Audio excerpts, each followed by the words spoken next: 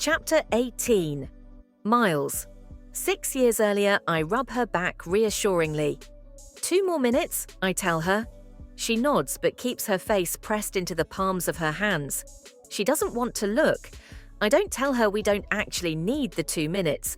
I don't tell her the results are already there, clear as day. I don't tell Rachel she's pregnant yet because she still has 2 minutes left of hope. I continue to rub her back. When the timer goes off, she doesn't move. She doesn't turn to look at the results. I drop my head to the side of hers until my mouth is close to her ear.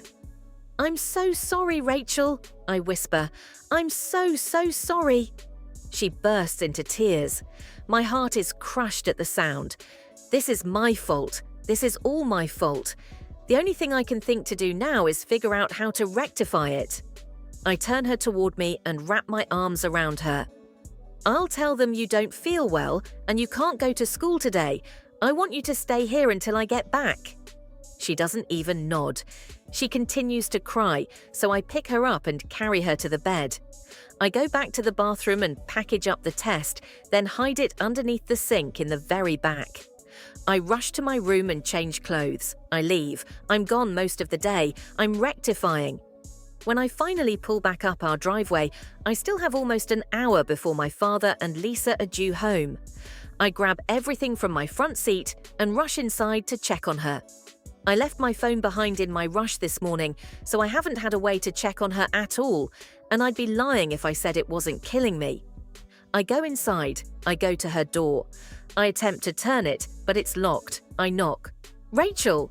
I hear movement. Something crashes against the door, and I jump back. When I realize what's happened, I step forward again and bang on the door. "Rachel!" I yell, frantic. "Open the door!" I hear her crying. "Go away!" I take 2 steps back, then lunge forward and shove my shoulder against the door as hard as I can. The door flies open and I rush inside. Rachel is curled up against the headboard, crying into her hands. I reach her. She pushes me away. I walk back to her. She slaps me, then scoots off the bed. She stands up, shoving me back, pushing her palms against my chest. "I hate you!" she screams through her tears. I grab her hands and try to calm her down. It makes her angrier. "Just leave," she yells. "If you don't want anything to do with me, just leave." Her words stun me. "Rachel, stop," I plead. "I'm here. I'm not going anywhere." Her tears come harder now. She screams at me. She says I left her. I put her in bed this morning and I left her because I couldn't handle it. I was disappointed in her. "I love you, Rachel, more than I love myself." "Baby, no," I tell her, pulling her to me. "I didn't leave you. I told you I was coming back." I hate that she didn't understand why I left today.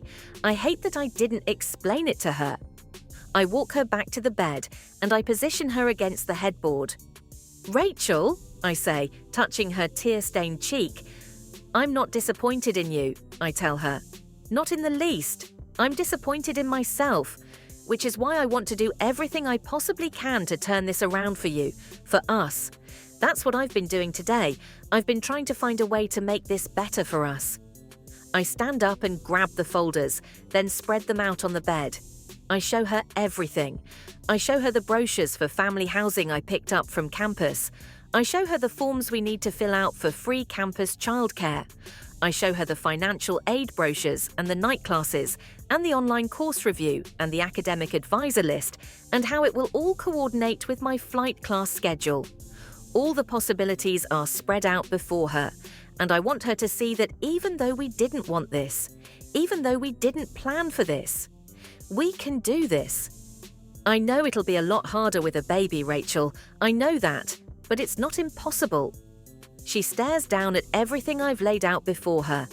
I watch her in silence until her shoulders begin to shake, and she covers her mouth with her hand. She meets my gaze as huge tears spill out of her eyes. She crawls forward and throws her arms around my neck. She tells me she loves me. "You love me so much, Rachel." She kisses me over and over. "We've got this, Miles," she whispers against my ear. I nod and hug her back. "We've got this, Rachel." To be continued.